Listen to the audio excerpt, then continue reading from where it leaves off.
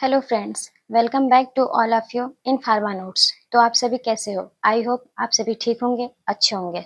तो आज का हमारा ये थर्ड पार्ट होने वाला है, जिसमें हम अपना सेक्शन सी का पार्ट कवर करेंगे। जो भी एकेटीयू के अकॉर्डिंग क्वेश्चंस दिए गए हैं, उसके बारे में आज हम इस वीडियो में देखेंगे। तो आप सभी लोग वीडियो के लास्ट तक जरूर बने रहिएगा। चलिए शुरू करते हैं आज की इस वीडियो को, जो कि हमारा सेक्शन सी वाला पार्ट स्टार्ट होगा।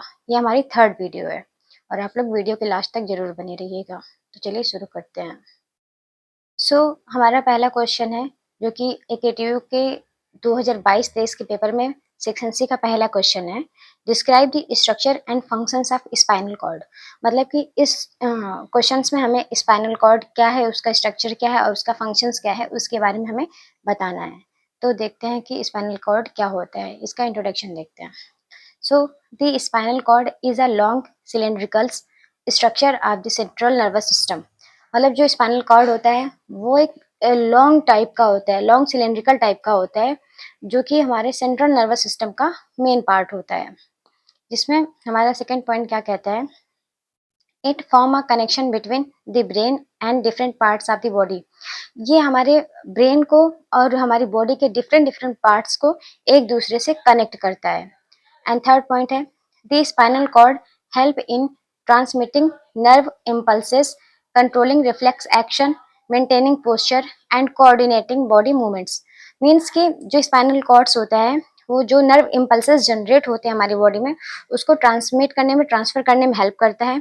Controlling reflex action, reflex action का मतलब होता है कि जो भी हमें ठंडा गर्म ये सारी चीज़ें फील होती हैं, जैसे कि अगर हम किसी गर्म चीज़ से जल जाते हैं तो हम अपने हाथ को तुरंत हटाते हैं। तो वो जो उसका रिफ्लेक्स एक्शन होता है वो हमारा हमें सेंट्रल नर्वस सिस्टम के थ्रू पता लगता है। तो ये भी हमारा इसमें हेल्प करता है। मेंटेनिंग पोस्चर, हमारी बॉडी का जो पोस्चर है उसको मेंटेन करने में हेल्प करता है। मतलब कि हम सीधा खड़े हो पाते हैं, बैठ पाते हैं। तो ये सारी चीज़ें हमारा जो स्पाइनल कॉर्ड होता है वो उसको बॉडी के पोस्चर को मेंटेन करने में हेल्प करता है। And coordinating the body movements, और हमारी बॉडी के मूवमेंट्स को कंट्रोल करता है, उसको मूवमेंट करने में हेल्प करता है।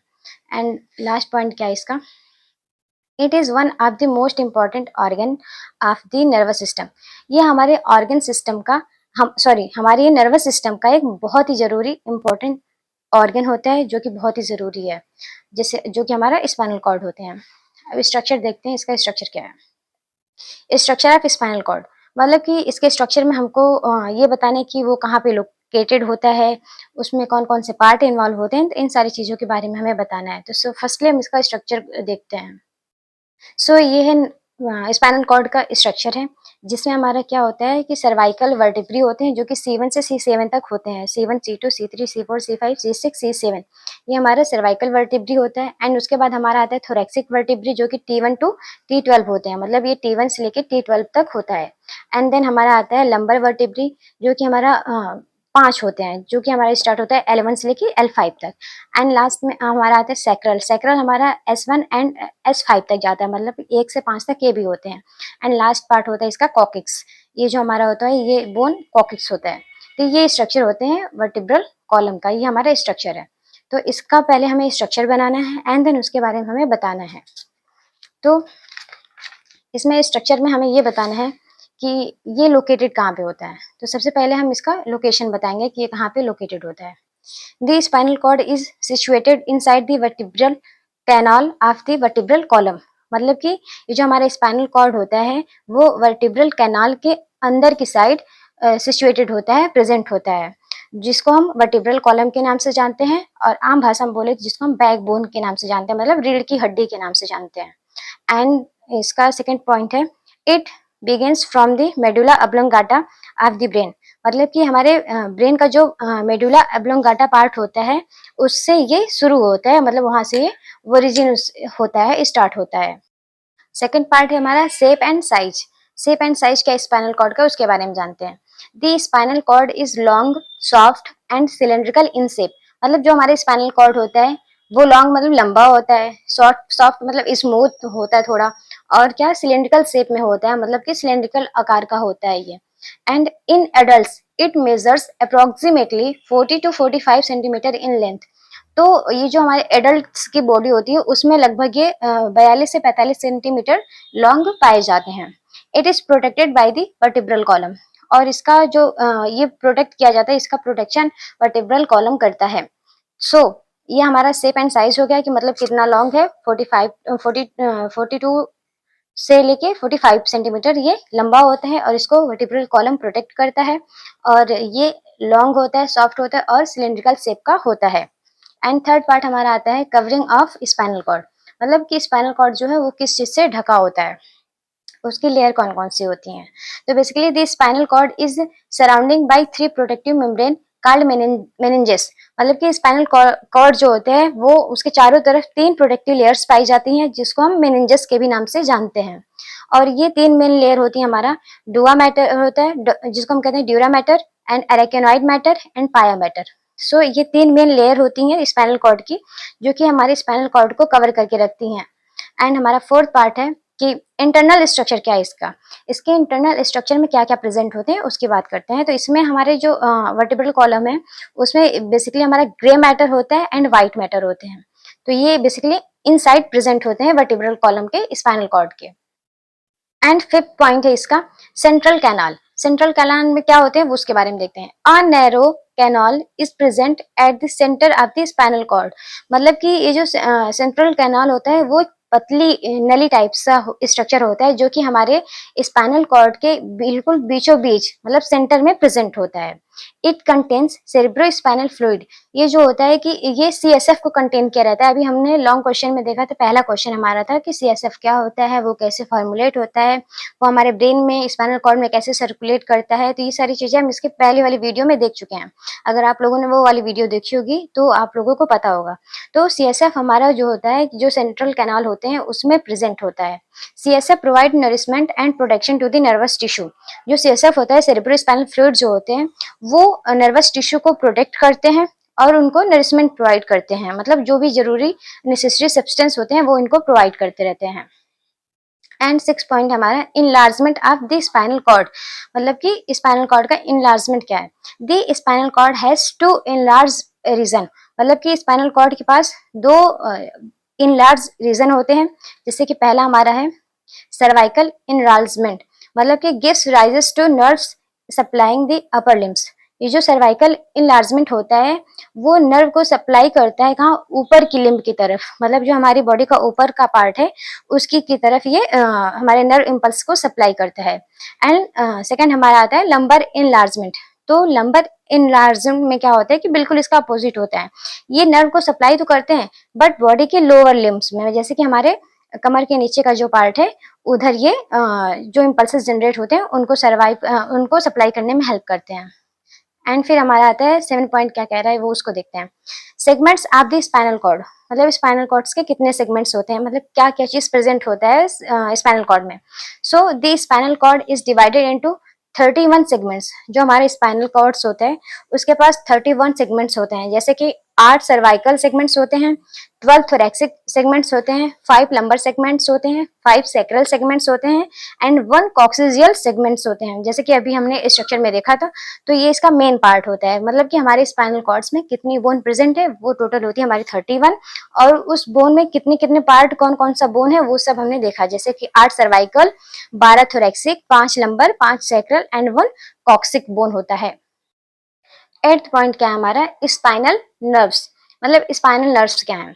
So 31 pairs of spinal nerves arises from the spinal cords. Means कि स्पाइनल कॉर्ड से total 31 pair of spinal nerve arise होते हैं, ओरिजिन होते हैं। मतलब कि यहाँ पे 31 पेयर होता है हमारे स्पाइनल नर्व का। These nerves connect the spinal cord with muscles, skin, glands and internal organs. So ये जो नर्व होते हैं ये स्पाइनल कॉर्ड से हमारी स्किन्स को, हमारे मसल्स को, ग्लैंड्स को और जो भी इंटरनल ऑर्गन्स हैं उन सबको एक दूसरे से कनेक्ट कर दें। मतलब इन सबको स्पाइनल कॉर्ड से कनेक्ट करके रखते हैं। एंड थर्ड पॉइंट है दे help in carrying sensory and motor information. ये क्या करते हैं कि ये जो हमारे सेंसरी इन्फॉर्मेशन होता है और उसके बाद क्या एक्शन देना है उसको पहुंचाने में, ट्रांसमिट करने में, ट्रांसफर करने में ये हेल्प करते हैं। मतलब कि हमें जो भी फील होता है सेंसेशन सेंसरी नर्व के थ्रू वो हमारे स्पाइनल नर्व ही हमें फील कराते हैं और फिर वो ही उसका एक्शन क्या होगा वो बताते हैं हमें। जैसे कि अगर हमने कोई मान लो किसी गर्म चीज़ को हमने टच किया, फिर हमें लगा कि हम जल रहे हैं, तो हमने अपना हाथ तुरंत हटा लिया। सो जो हमने हाथ हटाया वो किससे थ्रू हटाया? सेंसरी ऑर्गन्स के थ्रू हटाया। सेंसरी नर्व ने हमें बताया कि ये जल रहा है और हमने सेंस किया कि हम जल रहे हैं, तो हमने हाथ को हटा लिया। और ये जो इसका एक्शन आया कि हाथ हटा लो, ये हमारा क्या है? मोटर इन्फॉर्मेशन हो गया। तो यही हमारा स्पाइनल नर्व का मेन काम होता है कि सेंसेशन को फील कराना। और ये स्ट्रक्चर हमने देख ही चुका है, जैसे कि इसमें हमारा होता है सर्वाइकल वर्टिब्री होते हैं जो कि C1 से C7 तक होते हैं, एंड थोरेक्सिक वर्टिब्री होते हैं जो कि T1 से T12 तक जाते हैं, and lumbar vertebrae L1 to L5 तक जाते हैं, एंड सेक्रल वर्टिब्री जो होते हैं वो हमारा S1 टू S5 तक जाते हैं, एंड लास्ट में हमारा आता है कॉक्सिक्स। तो ये इसका स्ट्रक्चर है। एंड हम अब इसके फंक्शंस को देखते हैं। स्पाइनल कॉर्ड्स के कितने फंक्शंस हैं, क्या क्या फंक्शंस है वो देखते हैं। फंक्शंस ऑफ स्पाइनल कॉर्ड्स, इसमें पहला फंक्शन हमारा कंडक्शन ऑफ नर्व इम्पल्सेस। तो स्पाइनल कॉर्ड का मेन काम होता है कि जो नर्व इम्पल्स जनरेट हो रहे हैं, कंडक्ट हो रहे हैं, उसको कंडक्ट कराना और उसको फील कराना, उसके प्रति रिफ्लेक्स एक्शन देना, मतलब कि कंट्रोल ऑफ रिफ्लेक्स एक्शन। जो भी एक्शन हमें रिफ्लेक्ट करना है, जो भी हमारा नर्व हमें बताता है, ब्रेन हमें बताता है, हम उसके अकॉर्डिंग काम करते हैं, तो हमारा रिफ्लेक्स एक्शन होता है। एंड थर्ड पॉइंट है communication between brain and body. तो ये हमारे ब्रेन और बॉडी के बीच में कम्युनिकेट करने में भी हेल्प करता है, मतलब जो हमारा ब्रेन कह रहा है और अगर हमारी बॉडी उसको परफॉर्म कर ले रही है, तो इसका कम्युनिकेशन करना, प्रॉपर मेंटेन रखना, ये हमारे स्पाइनल कॉर्ड का काम होता है।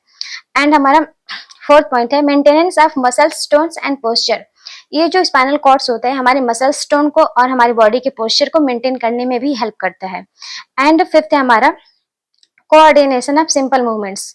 ये मतलब कि नॉर्मली मूवमेंट्स को भी कोऑर्डिनेट करके चलाता है, मतलब कि सब कुछ कनेक्ट करके रखता है। एंड सिक्स पॉइंट है ट्रांसमिशन ऑफ सेंसरी इन्फॉर्मेशन। जो सेंसरी इन्फॉर्मेशन होता है उसको ट्रांसमिट करने में, उसको ट्रांसफर करने में ये हेल्प करता है।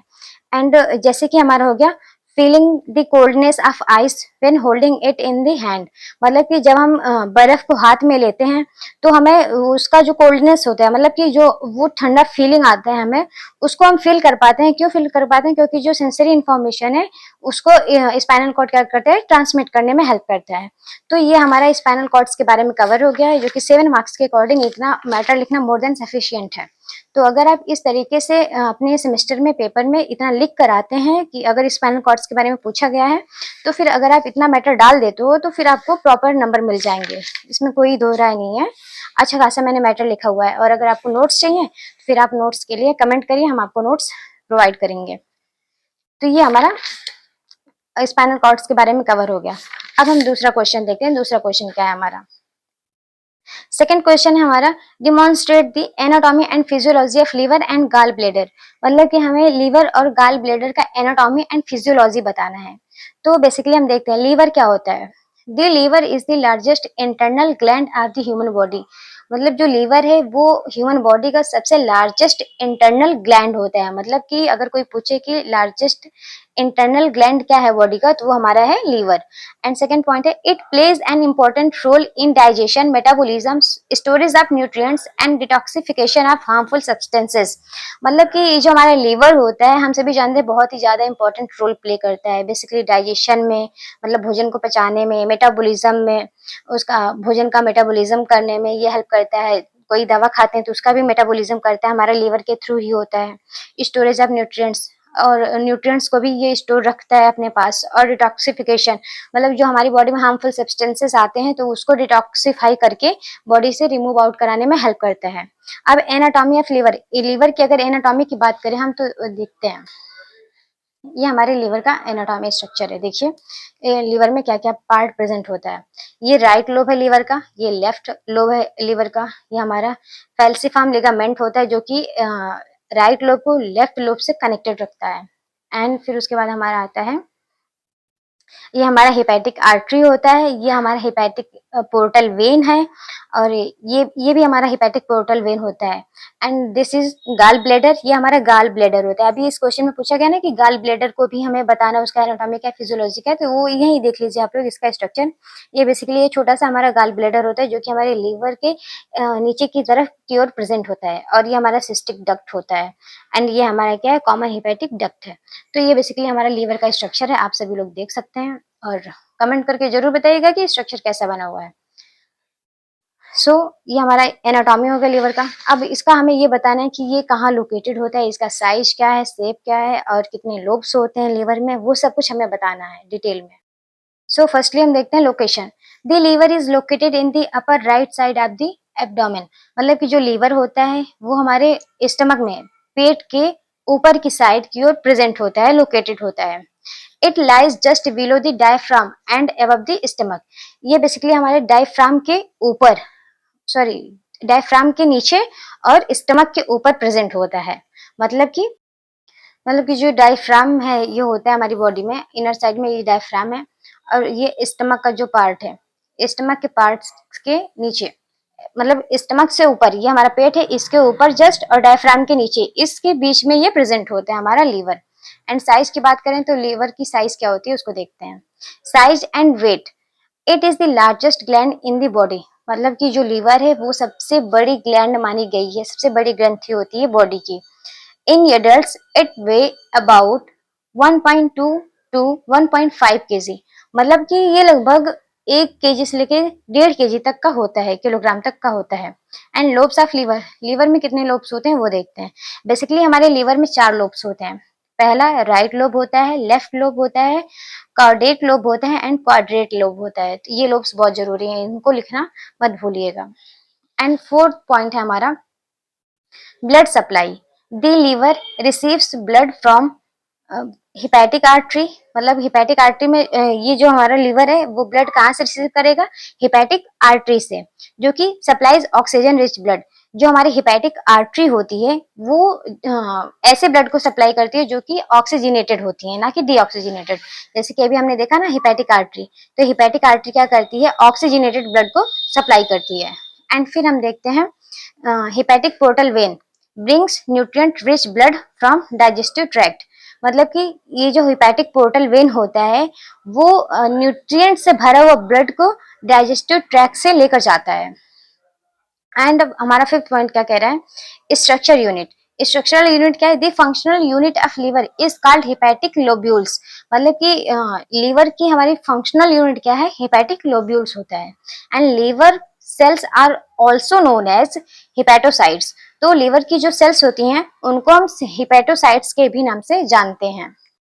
अब बात करते हैं फिजियोलॉजी ऑफ लीवर। मतलब कि लीवर का क्या क्या काम होता है, क्या क्या फंक्शंस होते हैं उसके बारे में देखते हैं। पहला, बाइल प्रोडक्शन। जैसा कि हम सभी लोग जानते हैं कि लीवर हमारा बाइल को प्रोड्यूस करता है, जो कि भोजन को पचाने में हेल्प करता है। So the liver produce bile. तो लीवर हमारा बाइल्स को प्रोड्यूस करते हैं। Bile helps in digestion and absorption of fats. तो बाइल्स बेसिकली क्या करते हैं? डाइजेशन में हेल्प करते हैं, और जो फैट्स होते हैं उसको एब्जॉर्ब करने में ये हेल्प करते हैं। एंड सेकेंड पार्ट है इसका, सेकेंड पॉइंट है metabolism of nutrients. It metabolise carbohydrates, proteins and fats. तो बेसिकली ये कार्बोहाइड्रेट्स, प्रोटीन्स, फैट्स, इन सभी न्यूट्रिएंट्स को मेटाबोलाइज करने में हेल्प करता है। कौन हेल्प करता है? हमारा बाइल जो होता है वो। Helps maintain normal blood glucose level. और ये नॉर्मल ग्लूकोज का लेवल रहे हमारे ब्लड में, उसको मेंटेन करने में हेल्प करता है। एंड हमारा थर्ड पॉइंट है स्टोरेज फंक्शन। स्टोरेज फंक्शन में मतलब क्या क्या क्या स्टोर करता है हमारे liver? The liver stores glycogen, vitamin. Vitamin में कौन कौन से विटामिन? ए, डी, ई, के एंड विटामिन B12। तो ये सारे विटामिन को और ग्लाइकोजन को ये स्टोर करता है। And also iron and minerals. मतलब कि ये आयरन और मिनरल्स को भी अपने अंदर स्टोर रखते हैं। एंड हमारा फोर्थ पॉइंट आता है डिटॉक्सिफिकेशन। डिटॉक्सिफिकेशन का मतलब है जो अनवांटेड सब्सटेंस है, जो हार्मफुल सब्सटेंस है हमारी बॉडी में, उसको रिमूव आउट करना। So remove the toxin, drugs and harmful substance from the blood. तो बेसिकली जो टॉक्सिन सब्सटेंस होते हैं या फिर जो हमने दवाइयाँ खाई हैं उसका मेटाबॉलिज्म होने के बाद बॉडी से वो एक्सक्रीट आउट हो जाए, तो उसको लीवर ही हमारी बॉडी से रिमूव आउट करता है। या फिर कोई हार्मफुल सब्सटेंस हो गया जो कि हमारे ब्लड में प्रेजेंट है, हमारी बॉडी में प्रेजेंट है, तो उसको ये इजिली बॉडी से रिमूव आउट करते हैं। कौन रिमूव आउट करते हैं? वो हमारा लीवर होता है। एंड फिफ्थ पॉइंट क्या कह रहा है? Protein synthesis. Basically produces plasma protein such as albumin. जो हमारा लीवर होता है वो प्लाज्मा प्रोटीन को प्रोड्यूस करने में हेल्प करती है, जैसे कि हमारा एल्ब्यूमिन। जैसे कि हम सभी लोग जानते हैं मोस्टली ड्रग्स जो होती है हमारी वो आके एल्ब्यूमिन से बाइंड करते हैं। सो इसलिए जो प्लाज्मा प्रोटीन होता है वो हमारे बेसिकली कहाँ से बनता है? लीवर से बनता है। और जैसे कि कॉमन प्लाज्मा प्रोटीन है एल्ब्यूमिन, जिससे मोस्टली ड्रग आके बाइंड होते हैं। Produces clotting factors needed for blood coagulation. और ये क्लॉटिंग फैक्टर्स को भी प्रोड्यूस करता है, बनाता है एज पर दी नीड। अब ब्लड कोagulation मतलब अगर हमारी बॉडी को लगेगा कि हमें इसे मतलब क्लॉटिंग फैक्टर को रिलीज आउट करना चाहिए ब्लड को कोagulate करने में, ब्लड को थक्का बनाने में, तो ये उस चीज को प्रोड्यूस करेंगे। एंड 6 पॉइंट है हमारा इम्यून फंक्शंस। इम्यून फंक्शंस मतलब कि अब लीवर हमारा इम्यून सिस्टम में भी पार्ट लेता है, जैसे कि helps protect the body from the infection. जो लीवर है हमारा हमारी बॉडी को इन्फेक्शन से भी प्रोटेक्ट करने में हेल्प करता है। Remove bacteria and foreign particles from the bloods, और हमारी बॉडी के अंदर जो भी फॉरेन पार्टिकल्स हैं या बैक्टीरिया हैं हमारे ब्लड से उसको रिमूव आउट करने में हेल्प करता है। तो हमारे ये लीवर कंप्लीट हुआ। इसमें हमने देखा कि लीवर का फिजियोलॉजी फंक्शन क्या है, इसका एनाटॉमी क्या है एंड लीवर का इंट्रोडक्शन क्या है, ये सब हमने देख लिया। एंड सेकेंड इसमें हमारा क्वेश्चन बन रहा था कि गाल ब्लैडर क्या है, तो गाल ब्लैडर के बारे में देखते हैं। सो गाल ब्लैडर क्या होता है उसको देखते हैं। The gall bladder is a small sac located below the liver that store and concentrate the bile. So basically क्या होता है, गाल ब्लैडर हमारा क्या काम करता है कि ये स्मॉल सैक टाइप का होता है जो कि लीवर की नीचे की तरफ लोकेटेड होता है, जो कि बेसिकली स्टोर करता है बाइल्स को और उसकी मात्रा को प्रॉपर मेंटेन करके रखता है। जैसे अब हमने अभी यही देखा ना, हमारा यहाँ पे गाल ब्लैडर प्रेजेंट है, ये हमारा गाल ब्लैडर है जिसमें कि जो कि हमारा बाइल्स को स्टोर करके रखता है यहाँ पे। सो ये हमारा गाल ब्लैडर है। अगर आप इसका अलग से स्ट्रक्चर बनाना चाहो तो बना लेना, कोई इशू नहीं है। And anatomy of gall bladder की बात करें तो इसमें क्या क्या होता है, कौन कौन से पार्ट होते हैं, कहाँ लोकेटेड होता है, इसके बारे में बात करते हैं। सो बेसिकली लोकेशन इसका क्या है, the gall bladder is located below the liver, मतलब कि गाल ब्लैडर हमारे लीवर के नीचे की साइड लोकेटेड होता है। It attach to the under side of the liver, और ये लीवर के अंदर की तरफ से ये अटैच्ड होता है, जुड़ा हुआ होता है। Shape and size, it is a small peer shape organs, मतलब कि ये जो हमारा गल ब्लैडर होता है इसका शेप कैसा होता है, पियर शेप का होता है। And it is about 7 to 10 centimetre long, और ये लगभग 7 से 10 सेंटीमीटर का तक का होता है, लंबा होता है इतना। एंड अब बात करते हैं पार्ट्स ऑफ गल ब्लैडर। गल ब्लैडर के कितने पार्ट्स होते हैं, मतलब कौन कौन से पार्ट गल ब्लैडर हमारा कंसिस्ट किया हुआ रहता है। जैसे कि पहला हमारा फंडस होता है, दूसरा बॉडी एंड तीसरा नेक, तो ये मेन मेन पार्ट होते हैं गल ब्लैडर के। एंड फोर्थ पॉइंट है हमारा connection, connection with bile ducts. So it is connected to the cystic duct. अभी हमने देखा ना कि हमारा जो गाल ब्लैडर है वो सिस्टिक डक्ट से कनेक्ट होता है। This cystic duct joins the common hepatic duct to form the common bile duct, मतलब जो हमारा सिस्टिक डक्ट होता है वो कॉमन हेपेटिक डक्ट से ज्वाइंट होता है, जुड़ा हुआ होता है, और फॉर्म करता है क्या है, एक कॉमन बाइल डक्ट को फॉर्म करने में हेल्प करता है। तो ये हमारा बाइल डक्ट का, बाइल डक्ट से कैसे कैसे कनेक्टेड है वो हमने बताया। एंड अब देखते हैं फिजियोलॉजी इसका क्या है, गाल ब्लैडर का फंक्शंस क्या क्या होते हैं वो देखते हैं। पहला स्टोरेज ऑफ बाइल्स, तो गाल ब्लैडर बेसिकली हमारा क्या करता है कि बाइल्स को स्टोर करता है और प्रोड्यूस करता है किसके, ये जो बाइल्स होता है वो प्रोड्यूस होते हैं किसके द्वारा, लीवर के द्वारा, हमने अभी देखा था। Concentration of bile, absorb water from Biles, Biles से ये वाटर को एब्जॉर्ब कर लेते हैं ताकि जो बाइल का कंसंट्रेशन है वो बना रहे, मेंटेन रहे। मेक बाइल्स मोर कंसंट्रेटेड, और बाइल्स को वही वाटर को एब्जॉर्ब करके बाइल को मोर ज्यादा से ज्यादा कंसंट्रेटेड बनाता है। सो एंड थर्ड पॉइंट इसका क्या है, release of bile, release bile into the small intestine when fatty food enters the digestive tracts, मतलब कि बाइल हमारा तब रिलीज होता है जब हमारे स्मॉल इंटेस्टाइन के पास, हमारे स्मॉल इंटेस्टाइन में ही तब रिलीज होगा जब हमारे बॉडी में, हमारे डाइजेस्टिव ट्रैक्ट में बहुत ही ज्यादा फैटी फूड आता है, इंटर होता है। जैसे कि जब आप चिकन मटन ये सब चीजें खाते हो, या फिर हाईली ऑयली फूड खाते हो, या फिर जंक फूड खाते हो, जैसे बाहर का खाना खाते हो, तो उसको पचाने के लिए हमारा ज्यादा से ज्यादा मात्रा में बाइल रिलीज आउट होता है। And helps in fat digestion and absorption, और ये बेसिकली क्या करता है कि जो हमारा फैट होता है उसको डाइजेस्ट करने में, उसको एब्जॉर्ब करने में हेल्प करता है। तो बेसिकली ये हमारे गाल ब्लैडर का फिजियोलॉजी फंक्शन हो गया, इसका फंक्शन हो गया। तो ये 7 मार्क्स में आपसे पूछा था, दो दो चीजें पूछ ली थी इसने।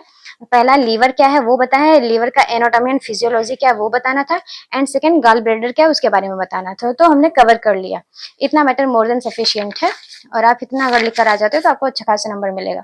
एंड थर्ड क्वेश्चन क्या है उसको देखते हैं। थर्ड क्वेश्चन है आपका, demonstrate the process of oxygen and carbon dioxide transport in blood. ये 2022-23 के पेपर में एक अलग ही लेवल का क्वेश्चन था कि ऑक्सीजन का ट्रांसपोर्टेशन क्या है और कार्बन डाइऑक्साइड कैसे ये सब हमारे ब्लड से ट्रांसपोर्ट होते हैं, ब्लड में ट्रांसपोर्ट होते हैं, उसके बारे में हमें बताना है। तो चलिए शुरू करते हैं ये तीसरा क्वेश्चन भी। सो इंट्रोडक्शन देखते हैं पहले हम इसका। Oxygen and carbon dioxide are important respiratory gases. हम सभी जानते हैं कि हमारे लिए ऑक्सीजन कितना जरूरी है, और वैसे ही कार्बन डाइऑक्साइड भी हमारी बॉडी से जो हमारा रिस्पायरेटरी सिस्टम होता है उसमें पार्टिसिपेट करते हैं, और हम जब ऑक्सीजन लेते हैं और कार्बन डाइऑक्साइड छोड़ते हैं, ये जो सारी प्रोसेस होती है हम रिस्पायरेटरी सिस्टम में पढ़ते हैं। And oxygen is required by body cells for energy production, while carbon dioxide is produced as a waste product during the cellular respiration। मतलब कि जो ऑक्सीजन हमें हमारी बॉडी को तब रिक्वायर्ड होती है जब हमारी बॉडी को एनर्जी प्रोड्यूस करना होता है, या फिर कोई काम करना होता है, या फिर नॉर्मली हम ऑक्सीजन लेते रहते हैं। तो ऑक्सीजन का काम होता है एनर्जी प्रोडक्शन का, जबकि जो हमारी कार्बन डाइऑक्साइड होती है वो हमारी बॉडी से जो वेस्ट प्रोडक्ट होते हैं उनको रिमूव आउट करने में ये हेल्प करता है ड्यूरिंग द रिस्पायरेशन, जब बॉडी रिस्पायरेशन प्रोसेस को परफॉर्म करती है। And blood transports oxygen from the lungs to the tissue and carries carbon dioxide from tissue back to the lungs. Means जो हमारा ऑक्सीजन होता है वो हमारे ब्लड में कैसे ट्रांसपोर्ट होता है। बेसिकली जब हम लंग्स से जो हमारा ऑक्सीजन आता है वो हमारे ब्लड में, ब्लड के थ्रू टिश्यू में जाता है, लेकिन जो हमारा कार्बन डाइऑक्साइड होता है वो टिश्यू से लेकर के उसको लंग्स तक ट्रांसफर करता है। एंड अब बात करते हैं transport of oxygen in blood. मतलब ऑक्सीजन हमारे ब्लड में कैसे ट्रांसपोर्ट होता है, कैसे पहुंचता है हमारे ब्लड तक, उसके बारे में देखते हैं। इसमें हमारा पहला पॉइंट है। सो फर्स्ट पॉइंट हमारा, when we inhale the oxygen enters the alveoli, मतलब air sacs of the lungs. मतलब जब हम ऑक्सीजन को इनहेल करते हैं, मतलब सांस लेते हैं, तो ऑक्सीजन हमारे एल्वियोली एयर सैक, मतलब लंग्स में जो हमारी एल्वियोली होती है उसमें एंटर करता है, and then oxygen diffuse through the alveolar wall in into the blood capillaries. मतलब फिर उसके बाद जो ऑक्सीजन होता है वो डिफ्यूज होता है ब्लड कैपिलरीज के अंदर, जो हमारा एल्वियोलर वॉल प्रेजेंट होता है उसके द्वारा ऑक्सीजन डिफ्यूज होता है हमारी बॉडी के अंदर, and it then enters red blood cells. उसके बाद ऑक्सीजन डिफ्यूज होने के बाद ये हमारे ब्लड सेल्स में पहुंच जाते हैं। सो ये हमारा पहला पॉइंट हो गया, पहला part, oxygen Uptake in the lungs. Second point है इसमें, बाइंडिंग विथ हीमोग्लोबिन। मतलब जो ऑक्सीजन है हीमोग्लोबिन से कैसे बाइंड करते हैं उसको देखते हैं। Most oxygen combines with haemoglobin present in red blood sales. मतलब कि अधिकतर ऑक्सीजन जो होते हैं हीमोग्लोबिन के साथ कंबाइन कर देते हैं, जो कि हीमोग्लोबिन हमारा कहाँ प्रेजेंट होता है, रेड ब्लड सेल में। एंड उसके बाद haemoglobin carrying oxygen is called oxy haemoglobin. तो जिस हीमोग्लोबिन के पास ऑक्सीजन जाके अटैच हो जाता है, जुड़ जाता है, उस हीमोग्लोबिन को हम कहते हैं oxy haemoglobin. And about 97% of oxygen is transported in this form. और हीमोग्लोबिन से जो जुड़ा हुआ ऑक्सीजन है, अप्रोक्स 97% ऑक्सीजन इसी प्रोसेस के थ्रू, इसी फॉर्म में हमारी पूरी बॉडी में सर्कुलेट होते हैं, ट्रांसफर होते हैं। एंड थर्ड पॉइंट है हमारा, oxygen dissolve in plasma. A small amount of oxygen, about 3%, is dissolved directly in the blood plasma। मतलब कि ऑक्सीजन का जो छोटा सा अमाउंट होता है, लगभग 3%, वो डायरेक्टली ब्लड प्लाज्मा में डिजॉल्व हो जाता है, घुल जाता है। This dissolve oxygen also contribute to gas transport. और ये जो डिजॉल्व हो रहा है ऑक्सीजन ब्लड प्लाज्मा में, ये भी हेल्प करता है गैस के ट्रांसपोर्टेशन में। एंड फोर्थ पॉइंट हमारा, डिलीवरी टू बॉडी टिश्यू। अब ऑक्सीजन हमारी बॉडी टिश्यू तक कैसे पहुंच रही है उसके बारे में देखते हैं। Blood carries oxygen to all body tissue. तो जो ब्लड होता है वो ऑक्सीजन को कैरी करते हैं और सभी बॉडी के सभी टिश्यू तक पहुंचाता है। Oxygen separates from haemoglobin and enters the cell. Oxygen हमारा हीमोग्लोबिन से अलग हो जाता है और उसके बाद हमारे सेल्स में एंटर कर जाता है। And cells use oxygen for the production of energy. और ये जो हमारा सेल्स होता है उस ऑक्सीजन का यूज करके एनर्जी को प्रोड्यूस कराने में हेल्प करता है। एंड अब बात करते हैं transport of carbon dioxide in bloods. मतलब कि हमारे ब्लड में कैसे कार्बन डाइऑक्साइड का ट्रांसपोर्टेशन होता है उसको देखते हैं। पहला हमारे formation in tissue. So carbon dioxide is produced during the cellular metabolism. तो कार्बन डाइऑक्साइड जो होता है वो तब प्रोड्यूस होता है जब हमारी बॉडी में मेटाबॉलिज्म परफॉर्म होता है। It diffuse from body cells into the blood, ये हमारी बॉडी से डिफ्यूज होकर के हमारे ब्लड तक जाता है, ब्लड में रहता है। And transport as bicarbonate ions, about 70% of carbon dioxide is transported as a bicarbonate ion in plasma. लगभग 70% कार्बन डाइऑक्साइड हमारा ट्रांसपोर्ट होता है एज अ बाइकार्बोनेट आयंस, कहाँ पे? प्लाज्मा में। And then this is the major method of the carbon dioxide transport, और ये हमारा बहुत ही मेन और मेजर मेथड होता है क्या करने के लिए? कार्बन डाइऑक्साइड को ट्रांसपोर्ट करने के लिए। एंड उसके बाद हमारा आता है third point, transport bound to haemoglobin, मतलब कि ये हमारा जो ट्रांसपोर्टेशन हो रहा है वो हीमोग्लोबिन से कैसे बाइंड करेगा उसके बारे में। About 20 to 23% of carbon dioxide bind with haemoglobin, मतलब कि लगभग 20 से 23% जो कार्बन डाइऑक्साइड होता है वो हीमोग्लोबिन से बाइंड करता है। This form is called carbaminohaemoglobin, और जब ये 20 से 23% जो कार्बन डाइऑक्साइड हीमोग्लोबिन से बाइंड करेगा उस फॉर्म को हम कहते हैं carbaminohaemoglobin. And then हमारा फोर्थ पॉइंट आता है ट्रांसपोर्ट डिजॉल्व इन प्लाज्मा। अब हमारे जो कार्बन डाइऑक्साइड है वो हमारे प्लाज्मा में कैसे डिजोल्व हो रहा है वो देखते हैं। About 7 to 10% of carbon dioxide is transported and dissolve directly in plasma, लगभग 7 से 10% कार्बन डाइऑक्साइड ट्रांसपोर्ट होता है और जो कि डायरेक्टली हमारे प्लाज्मा में डिजोल्व हो जाता है। एंड फिफ्थ पॉइंट है रिमूवल इन द लंग्स। अभी हमारे लंग्स से कैसे रिमूव आउट हो रहा है, मतलब कार्बन डाइऑक्साइड हमारी बॉडी से कैसे बाहर जा रहा है, मेन मुद्दा तो यही है। तो blood carries carbon dioxide to the lungs, जो ब्लड होते हैं वो कार्बन डाइऑक्साइड को कैरी करते हैं और लंग तक पहुंचाते हैं। Carbon dioxide diffuse into the alveoli, फिर जो कार्बन डाइऑक्साइड होते हैं वो हमारे एल्वेलाई में क्या होते हैं? डिफ्यूज हो जाते हैं। It is remove from the body during the exhalation, और ये हमारी बॉडी से जब हम एक्सहेल करते हैं, जब हम सांस को छोड़ते हैं तो ये इजीली हमारी बॉडी से रिमूव आउट हो जाते हैं। मतलब हम जब सांस ले रहे हैं तो हमारा इनहेलेशन होता है, मतलब हमने ऑक्सीजन लिया।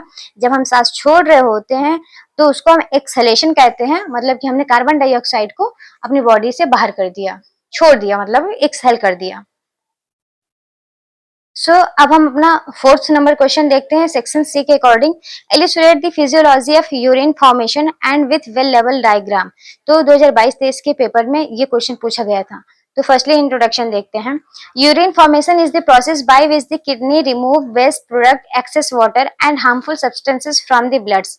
यूरिन फॉर्मेशन एक ऐसी प्रोसेस होती है जो कि हमारी किडनी परफॉर्म करती है, और किडनी हमारी बॉडी से जो वेस्ट प्रोडक्ट होते हैं और एक्सेस अमाउंट ऑफ वाटर होता है या फिर कोई हार्मफुल सब्सटेंस होता है हमारे ब्लड में, तो उसको हमारी बॉडी से रिमूव आउट करने में हेल्प करता है by the in the form of urine.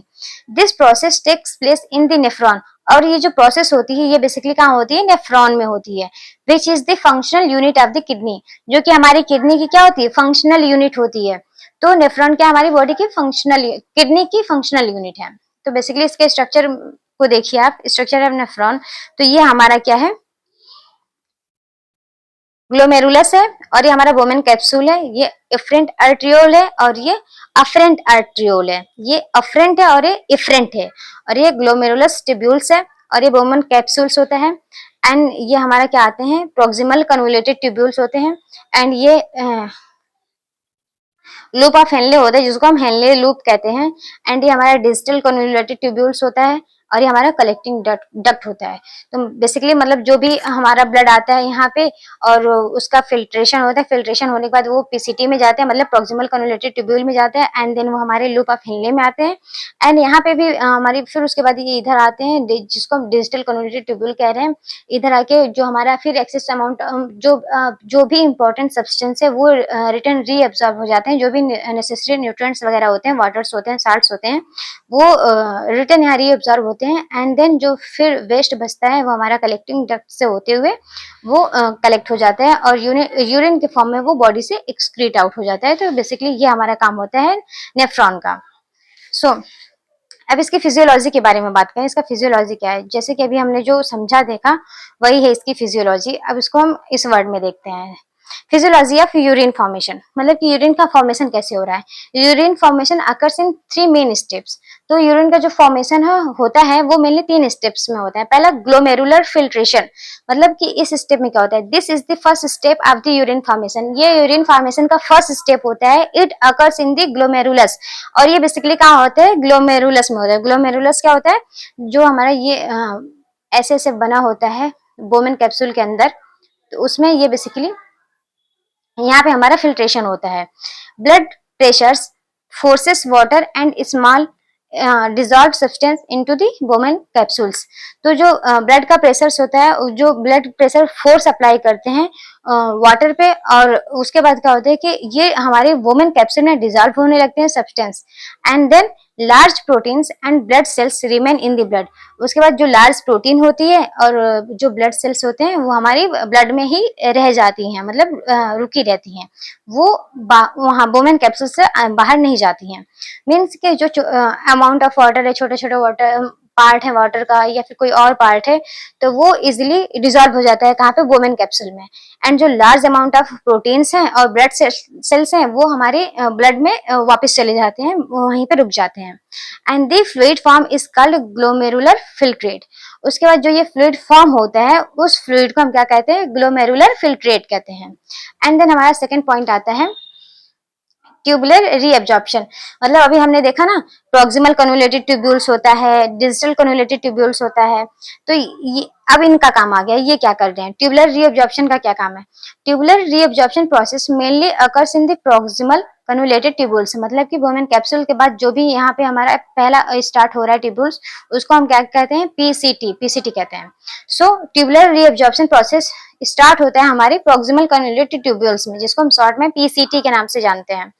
And then useful substances are reabsorb into the blood. जो भी हमारे यूजफुल सब्सटेंसेस होते हैं, न्यूट्रिएंट्स होते हैं, वो दोबारा से रीअब्सॉर्ब हो जाते हैं कहाँ पे, ब्लड में। Water, glucose, amino acids, vitamin and salts are return to the blood stream. मतलब जो हमारा यूजफुल सब्सटेंस था, जैसे कि हमारा वाटर हो गया, ग्लूकोज हो गया, अमीनो एसिड्स हो गए, विटामिन हो गए, साल्ट्स हो गए, तो ये सभी दोबारा रीअब्सॉर्ब होके कहाँ चले जाते हैं, ब्लड स्ट्रीम में चले जाते हैं। This prevent the loss of essential substance. जो हमारा ट्यूबुलर रीअब्जॉर्प्शन होता है, ये प्रिवेंट करता है कि हमारी जो नेसेसरी चीजें हैं वो लॉस ना हो जाए हमारी बॉडी से। एंड थर्ड पार्ट आता है हमारा ट्यूबुलर सिक्रेशन। ट्यूबुलर सिक्रेशन में हमारा आता है this process occurs mainly in digital convoluted tubules. अभी हमने देखा ना, इधर वाला जो पार्ट था ये हमारा डीसीटी वाला पार्ट होता है, डीसीटी, डीसीटी का पार्ट होता है बेसिकली। इसमें क्या होता है कि इस प्रोसेस में, मतलब जो हमारा ट्यूबुलर सिक्रेशन है वो बेसिकली कहाँ होता है परफॉर्म, वो डीसीटी में होता है, मतलब डिजिटल कन्वोल्यूटेड ट्यूब्यूल्स में होता है। Waste product are actively secreted from the blood into the tubular fluid. जो वेस्ट प्रोडक्ट होते हैं, वेस्ट सब्सटेंसेस होते हैं, वो आसानी से डीसीटी से डीसीटी के थ्रू रिमूव आउट होने लगते हैं, बॉडी से बाहर चले जाते हैं। And then hydrogen ions, potassium ions, creatinine and some drugs are removed. मतलब जो भी अनवांटेड चीजें थी, जैसे कि हाइड्रोजन आयंस हो गए, पोटेशियम आयंस हो गए, क्रिएटिनिन हो गया, एंड जो ड्रग का वेस्ट प्रोडक्ट होता है वो सब हमारी बॉडी से रिमूव आउट होने लगते हैं। It helps maintain normal acid base balance. और ये बेसिकली हमारी बॉडी का एसिड बेस बैलेंस होता है, उसको मेंटेन रखने में, उसको नॉर्मल रखने में ये हेल्प करता है। एंड देन हमारा फोर्थ पॉइंट आता है कंसंट्रेशन ऑफ यूरिन। इसमें क्या होता है, the loop of Henle and collecting duct help in concentrate the urine. मतलब कि ये जो लूप ऑफ हेनले होता है और जो कलेक्टिंग डक्ट होता है, ये यूरिन के कंसंट्रेशन को मेंटेन रखता है। Extra water is reabsorb according to the body's need. मतलब कि जो एक्स्ट्रा वाटर होता है वो दोबारा एब्जॉर्ब हो जाता है हमारी बॉडी में ही, हमारे ब्लड में ही दोबारा एब्जॉर्ब हो जाता है, चला जाता है as per the body need, जैसे हमारी बॉडी को जरूरत होती है। Anti diuretic hormone increases water reabsorption. जो एंटी डायूरेटिक हार्मोन होते हैं, मतलब कि एंटी डायूरेटिक कुछ ड्रग्स होते हैं, हार्मोन्स बेसिकली होते हैं, वो क्या करते हैं, इंक्रीज करते हैं वाटर का रीअब्जॉर्प्शन, मतलब कि वाटर का रीअब्जॉर्प्शन और बढ़ जाता है। And the remaining fluids become urine. और बाकी जो बचता है, जो बचा हुआ फ्लूइड होते हैं, वही हमारा क्या होता है, यूरिन में कन्वर्ट हो जाता है, और वही हमारी यूरिन के फॉर्म में हमारी बॉडी से रिमूव आउट हो जाता है, एक्सक्रीट आउट होता है। एंड अब देखते हैं function of urine formation. Urine formation का फंक्शन क्या है उसको देखते हैं। So remove metabolic waste product, मतलब कि जो हमारी बॉडी में मेटाबॉलिज्म प्रोसेस चल रही है, चाहे वो खाना का हो गया, चाहे वो दवाइयों का हो गया, या फिर किसी भी चीज का हो गया मेटाबॉलिज्म, तो उसका जो वेस्ट प्रोडक्ट होता है वो उसको हमारी बॉडी से रिमूव आउट करने में हेल्प करता है। Maintains water balance in the body, हमारी बॉडी में वाटर का बैलेंस मेंटेन रखता है। रेगुलेट्स इलेक्ट्रोलाइट लेवल्स, और जो हमारी बॉडी में इलेक्ट्रोलाइट्स का लेवल्स होता है उसको मेंटेन करने में हेल्प करता है। हेल्प्स कंट्रोल ब्लड प्रेशर, और ये बेसिकली जो हमारा ये प्रोसेस हो रहा है ये ब्लड प्रेशर को भी मेंटेन करने में हेल्प करता है, जिसको हम बीपी कहते हैं। मेंटेन्स एसिड बेस बैलेंस, और हमारी बॉडी का जो एसिड बेस बैलेंस होता है उसको भी मेंटेन करने में हेल्प करता है। तो बेसिकली हमारे ये वाला भी क्वेश्चन कंप्लीट हो गया। क्या था, यूरिन फॉर्मेशन कैसे होता है, उसका फिजियोलॉजी क्या है वो बताना था, वो भी हमने देख लिया। एंड उसका वेल डायग्राम क्या बनेगा, कैसे बनेगा, वो भी हमने देख लिया। आप लोग देख लीजिए, मैं इसको फोटो लेके अपलोड कर दूंगी यूट्यूब पे ही, पोस्ट में अपलोड कर दूंगी, आप लोग देख लीजिए। और ये फिजियोलॉजी हमने आपको समझा दिया, इतना मोर देन सफिशियंट है लिखना। कंप्लीट हो गया ये आपका क्वेश्चन नंबर 4। एंड अब देखते हैं क्वेश्चन नंबर 5। फिफ्थ क्वेश्चन क्या है वो देखते हैं। Explain the synthesis, release and circulation of thyroid hormones, मतलब कि थायराइड हार्मोन कैसे बन रहा है, कैसे रिलीज हो रहा है और कैसे हमारी बॉडी में सर्कुलेट कर रहा है, उसके बारे में बताना है। तो थायराइड ग्लैंड्स क्या होते हैं, पहले हम उसका इंट्रोडक्शन देखते हैं, उसको जानते हैं। The thyroid glands is an important endocrine gland located in the front of neck. तो जो थायराइड ग्लैंड होता है वो एक इंडोक्राइन ग्लैंड होता है, जो कि कहाँ लोकेटेड होता है, हमारे नेक में, मतलब हमारी गर्दन में फ्रंट, हमारा जो ये गला होता है इसमें यहाँ पे ये लोकेटेड होता है। ये फेस है तो ये फेस के जस्ट सामने ही नेक में ये लोकेटेड होता है, front. It produces thyroid hormones that regulate metabolism, growth, development and energy production. So basically जो हमारा ये होता है, थायराइड हार्मोन्स क्या करते हैं कि हमारी बॉडी में जो मेटाबॉलिज्म प्रोसेस हो रहा है उसको रेगुलेट करता है, मेंटेन रखता है, बॉडी के ग्रोथ और डेवलपमेंट में भी हेल्प करता है और एनर्जी प्रोडक्शन में भी हेल्प करता है। The main thyroid hormones are thyroxine, जिसको हम T4 के नाम से जानते हैं, एंड ट्राई आइडोथायरोनिन, जिसको हम T3 के नाम से जानते हैं। तो ये दो मेन हार्मोन्स होते हैं हमारे थायराइड ग्लैंड में। अब structure of thyroid gland, thyroid gland का स्ट्रक्चर देख लीजिए आप लोग क्या है। ये हमारा लायरिंग्स होता है, ये हमारा इस्थमस होता है, ये हमारा राइट थायराइड ग्लैंड है, और ये हमारा लेफ्ट थायराइड ग्लैंड है, ये हमारा लोब ऑफ थायराइड ग्लैंड है, और ये हमारा ये ट्रैकिया होता है। तो ये हमारा स्ट्रक्चर है किसका, थायराइड ग्लैंड का। आप लोग देख लीजिए ध्यान से, अच्छे से कमेंट करके जरूर बताइएगा डायग्राम कैसे बने आप। एंड अब देखते हैं anatomy of thyroid gland, thyroid gland की एनाटॉमी क्या है उसको हम देखते हैं। जैसे हमने स्ट्रक्चर में देखा तो अब उसी के बारे में हमें समझना है। The thyroid gland is butterfly shape, हमने देखा ना कि ये जो हमारा थायराइड ग्लैंड का स्ट्रक्चर बना हुआ है ये कुछ इसका पार्ट लग रहा है ना एज अ बटरफ्लाई, ये मतलब कि एज अ तितली के आकार का होता है ये कुछ, तो इसी को हम कहते हैं बटरफ्लाई शेप का होता है। हमारा थायराइड ग्लैंड जो होता है वो बटरफ्लाई शेप का होता है। एंड सेकेंड पॉइंट क्या कह रहा है, it is located below the larynx and in front of the trachea, मतलब कि ये हमारा लैरिंग्स के नीचे और ट्रैकिया के जस्ट ऊपर ये प्रेजेंट होता है।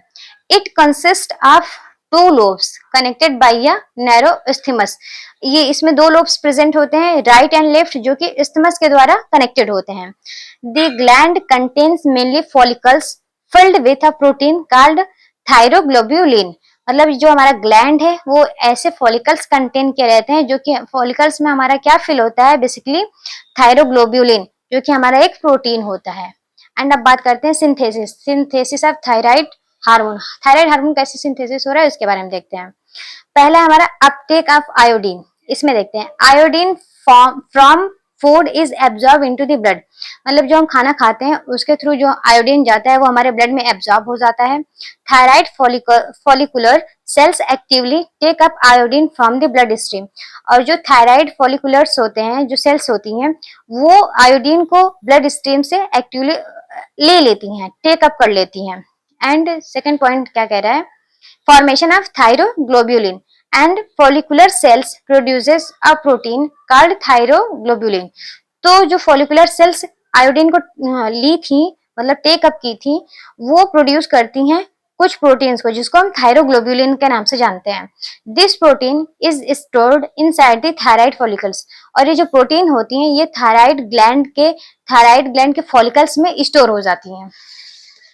एंड थर्ड पॉइंट हमारा आता है कि ऑक्सीडेशन ऑफ आयोडाइड, मतलब अब जो आयोडाइड बना है उसका ऑक्सीडेशन होगा। Iodide is converted into the active iodine by the enzyme thyroid peroxidase. अब जो आयोडाइड है वो कन्वर्ट होता है एक्टिव आयोडीन में, किसके द्वारा? With the help of thyroid peroxidase enzyme की हेल्प से वो आयोडाइड से आयोडीन में कन्वर्ट होगा। And active iodine is required for hormone formation, और यही जो आयोडीन बना है हमारा, इसी की हमें रिक्वायरमेंट होती है थायराइड हार्मोन के फॉर्मेशन में। एंड फोर्थ पॉइंट क्या कह रहा है? Iodination of tyrosine. अब इसमें देखते हैं क्या है। Active iodine combines with tyrosine residues present in the थायरोग्लोब्यूलिन।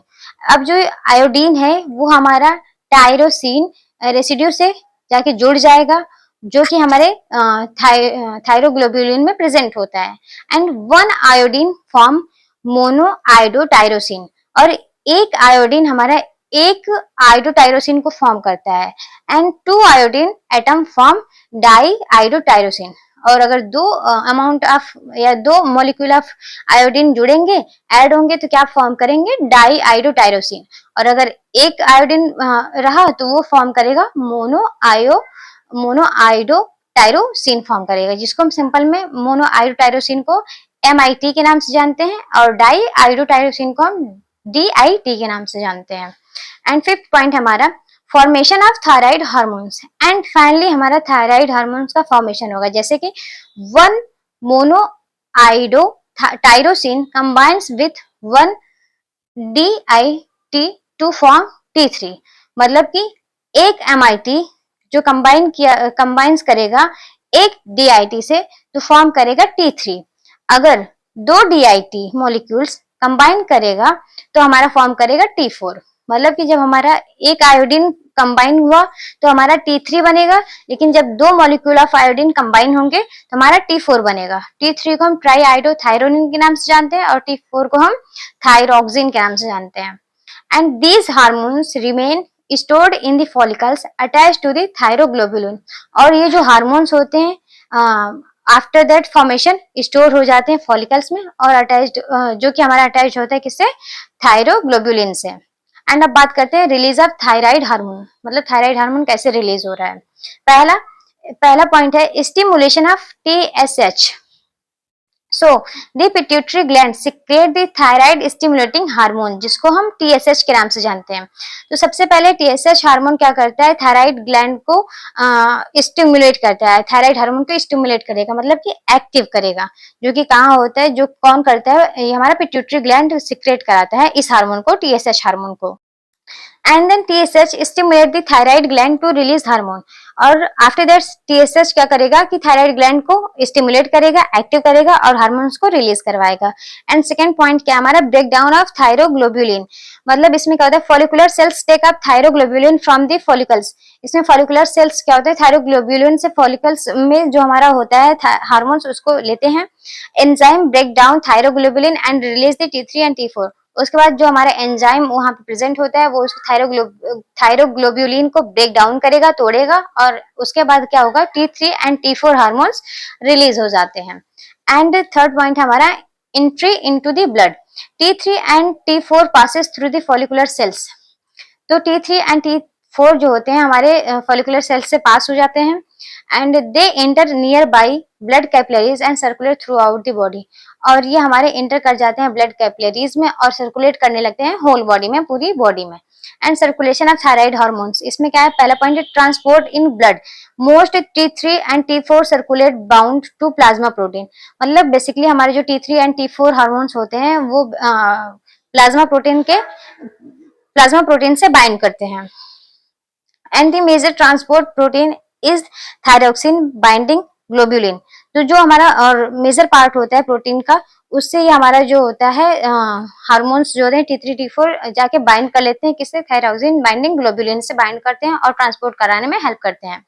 And small amounts remains free in the blood. और कुछ स्मॉल अमाउंट्स में जो हमारा आयोडीन होता है, मतलब ये जो हार्मोन होता है T3 T4, ये ब्लड में फ्रीली घूमते रहते हैं। एंड सेकेंड पॉइंट हमारा conversion of T4 to T3। T4 is converted into the T3 in many body tissues. मतलब कि कुछ जगह पे, कुछ बॉडी के टिश्यूज में हमारा T4 जो होता है वो T3 के फॉर्म में कन्वर्ट होके ट्रांसपोर्ट होता है। इसमें क्या है देखते हैं। T3 is the more active form of thyroid hormone. मतलब जो T3 हार्मोन्स होता है हमारा, वो T4 के कंपेयर में बहुत ही ज्यादा एक्टिव होता है, बहुत ही ज्यादा एक्टिव थायराइड हार्मोन होता है। Action on target cell. Thyroid hormones enter body cells. Thyroid hormone हमारी बॉडी सेल में इंटर करते हैं। They increases metabolic activity and energy production. और ये मेटाबॉलिक एक्टिविटी को इंक्रीज करते हैं और एनर्जी प्रोडक्शन में ये हेल्प कराते हैं। And they supports normal growth and development. और ये सपोर्ट करते हैं हमारी बॉडी का नॉर्मल ग्रोथ एंड डेवलपमेंट को। अब फंक्शन ऑफ थायराइड हार्मोन्स वो देखते हैं। ये इंक्रीज करते हैं बेसल मेटाबॉलिक रेट को, जिसको हम BMR के नाम से जानते हैं। एंड सेकेंड पॉइंट हमारा प्रमोट ग्रोथ एंड डेवलपमेंट। मतलब ये ग्रोथ, बॉडी के ग्रोथ एंड डेवलपमेंट में हेल्प करते हैं। रेगुलेट बॉडी टेम्परेचर को रेगुलेट करते हैं। सपोर्ट प्रोटीन सिंथेसिस, प्रोटीन के फॉर्मेशन में हेल्प करते हैं। And help in normal functioning of the heart and nervous system. और हमारे हार्ट को और हमारे नर्वस सिस्टम का फंक्शन नॉर्मल रहे, उसमें भी ये हेल्प करते हैं। तो इस तरीके से हमारा ये क्वेश्चन भी कंप्लीट होता है, जो कि क्वेश्चन था हमारा explain the synthesis, release and circulation of thyroid hormones. तो हमने ये कंप्लीट कर लिया। एंड अब बात करते हैं हम अपने छठे क्वेश्चन की। छठा क्वेश्चन क्या है हमारा, उसको हम देखते हैं। इसमें हमारा access the structure of testis and process of spermatogenesis. तो टेस्टिस का क्या स्ट्रक्चर है और उसका क्या प्रोसेस है स्पर्मेटोजेनेसिस का, मतलब कि स्पर्म कैसे बनता है, उस प्रोसेस को हम देखते हैं। So testis is the primary male reproductive organs. Testis जो होता है वो मेल का प्राइमरी, मुख्य रिप्रोडक्टिव ऑर्गन होता है।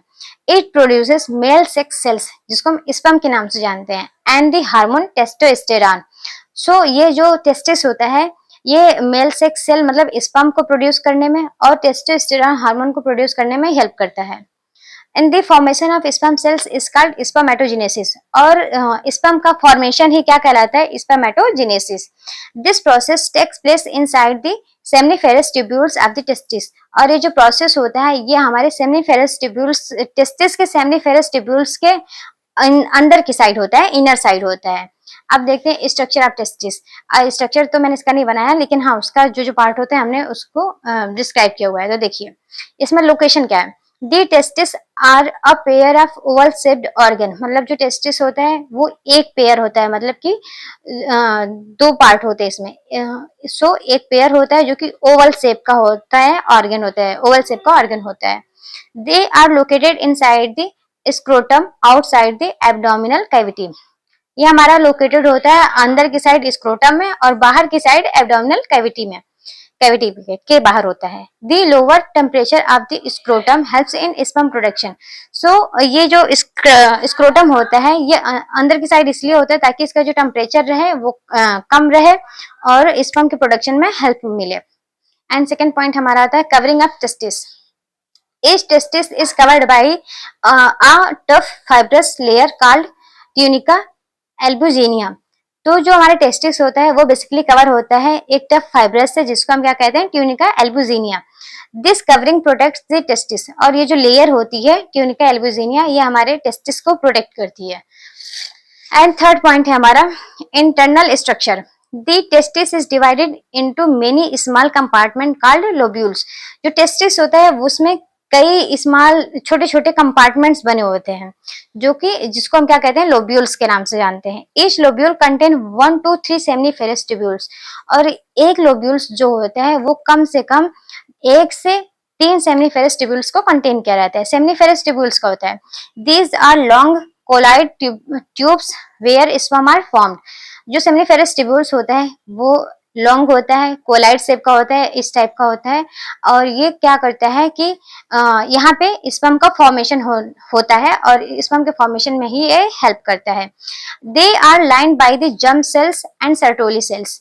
और ये किससे घिरा होता है? जर्म सेल्स से और सर्टोली सेल से ये पूरा घिरा होता है, लाइन होता है, लाइनिंग होती है। एंड फिफ्थ पॉइंट हमारा आता है सर्टोली सेल्स। सर्टोली सेल्स क्या होते हैं? Sertoli cells support and nourish the developing sperm cells. जो सर्टोली सेल्स होती हैं यह स्पर्म सेल्स को सपोर्ट करती हैं और नरिशमेंट प्रोवाइड करती हैं ताकि स्पर्म सेल जो है वो बन सके, डेवलप हो सके। They help in the maturation of sperms. और बेसिकली ये स्पर्म को मैच्योर करने में हेल्प करती हैं। एंड सिक्स पॉइंट हमारा लीडिंग सेल्स। लीडिंग सेल्स क्या करती हैं? Leydig cells are present between the seminiferous tubules. जो लीडिंग सेल्स होती हैं वो सेमिनिफेरस के बीच में, सेमिनिफेरस ट्यूब्यूल्स के बीच में प्रेजेंट होती है। They produce the male hormones testosterone. और बेसिकली ये मेल हार्मोन जो टेस्टोस्टेरॉन होते हैं उसको प्रोड्यूस कराने में हेल्प करती हैं। तो बेसिकली ये हमारा कंप्लीट हुआ। क्या था? स्ट्रक्चर ऑफ टेस्टिस बताना था, वो हो गया। एंड अब देखते हैं हम process of spermatogenesis.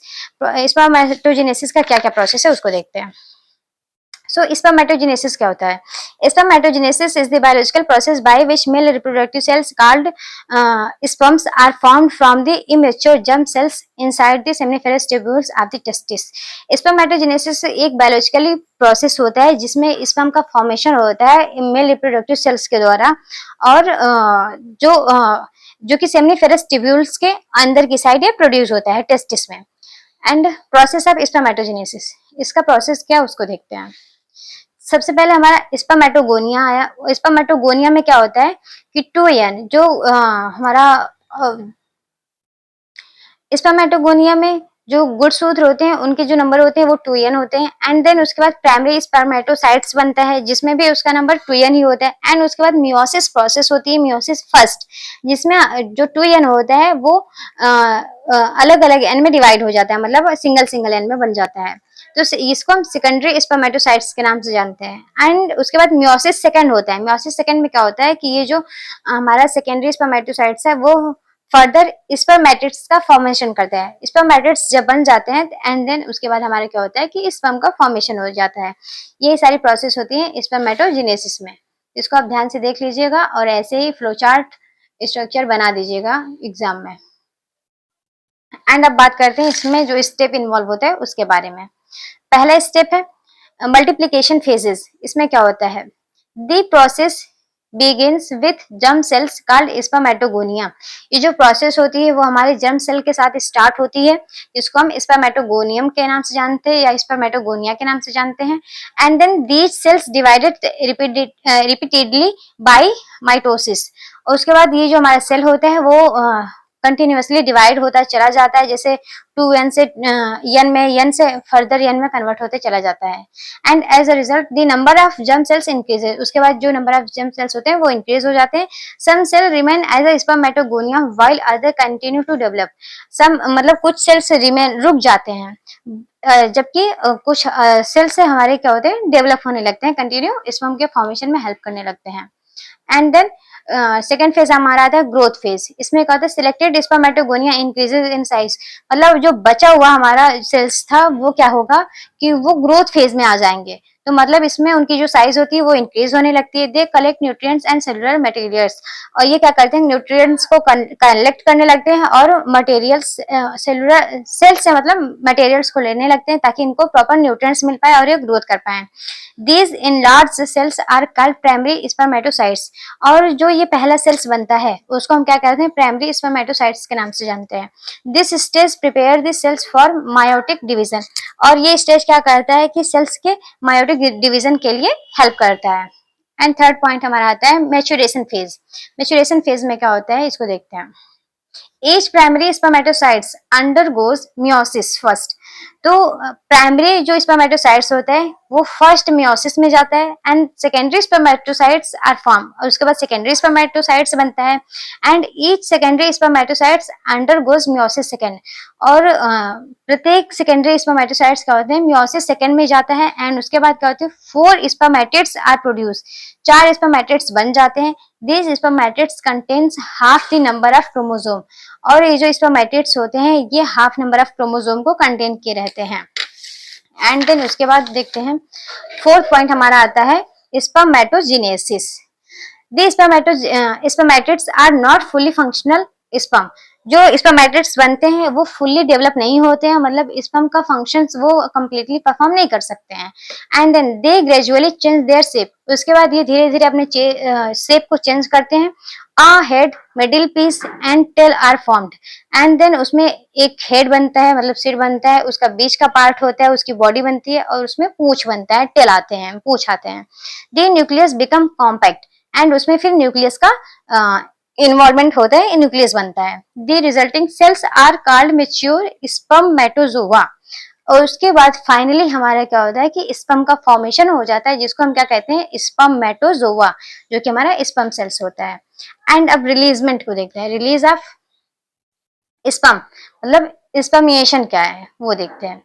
Mature sperm are released into the lumen of the seminiferous tubules. जो मेच्योर स्पर्म्स होते हैं वो रिलीज होते हैं ल्यूमेन से, सेमिनिफेरस ट्यूब्यूल के ल्यूमेन से रिलीज आउट होने लगते हैं। Then move to the epididymis. उसके बाद ये कहाँ मूव करते हैं, एपिडाइडमिस सेल में मूव करते हैं, आगे की तरफ मूव करेंगे। In the epididymis sperm gain motility and become fully mature. Epididymis में क्या होता है कि जो स्पर्म होते हैं उनके अंदर मोटिलिटी गेन होने लगती है, मतलब मोटिलिटी बनने लगती है, ताकि वो इजिली मूव कर सके। ऐसे से स्पर्म मूव करते हैं ना, तो इनमें मोटिलिटी बन सके, जनरेट हो सके, वो एपिडाइडमिस में इनको मिलती है और फुल्ली उनको मेच्योर बना देती है स्पर्म को। एंड लास्ट में क्या होता है कि mature sperm are stored there until ejaculation. और जो मेच्योर स्पर्म होते हैं वो स्टोर हो जाते हैं और वो इजैकुलेशन के लिए बिल्कुल तैयार होते हैं। तो इस तरीके से स्पर्म का फॉर्मेशन होता है और ऐसे रिलीज आउट होने के लिए तैयार हो जाते हैं। एंड अब बात करते हैं इम्पोर्टेंस ऑफ स्पर्मेटोजेनेसिस। तो स्पर्मेटोजेनेसिस का इंपॉर्टेंस क्या है उसके बारे में बात करते हैं। So basically produce male reproductive cells sperm, मतलब कि इसका पहला यही इंपॉर्टेंस हो गया कि ये स्पर्म को प्रोड्यूस कराने में हेल्प करता है मेल में। Help in human reproduction, human की रिप्रोडक्शन में भी हेल्प करता है ये। Ensures continuation of the species, और मतलब कि स्पीसीज कंटिन्यू बनती रहे, चलती रहे, उसमें भी हेल्प करता है। मेंटेन्स मेल फर्टिलिटी, और मतलब कि मेल के अंदर फर्टिलिटी को भी ये ही मेंटेन रखता है। The hormone testosterone support and graduates this process, और ये जो हमारा हार्मोन्स होता है टेस्टोस्टेरॉन, ये इसके फॉर्मेशन में ये सपोर्ट्स करते हैं और इसके ये प्रॉपर बनता रहे मेल की बॉडी में, इसमें भी ये हेल्प करते हैं। तो ये हमने कंप्लीट कर लिया अपना 6 क्वेश्चन को। तो ये जो था हमारा क्या क्वेश्चन पूछा था, access the structure of testis and process of spermatogenesis. तो हमने इसको डिटेल में देख लिया और इतना मैटर मोर देन सफिशिएंट है। अगर आपके एग्जाम में आता है तो आप लोग इसको लिख सकते हैं। तो ये वीडियो हमारी यहीं पे कंप्लीट होती है। मिलते हैं नेक्स्ट वीडियो में, तब तक के लिए थैंक यू सो मच। ध्यान रखिएगा आप लोग अपना। Take care, bye bye.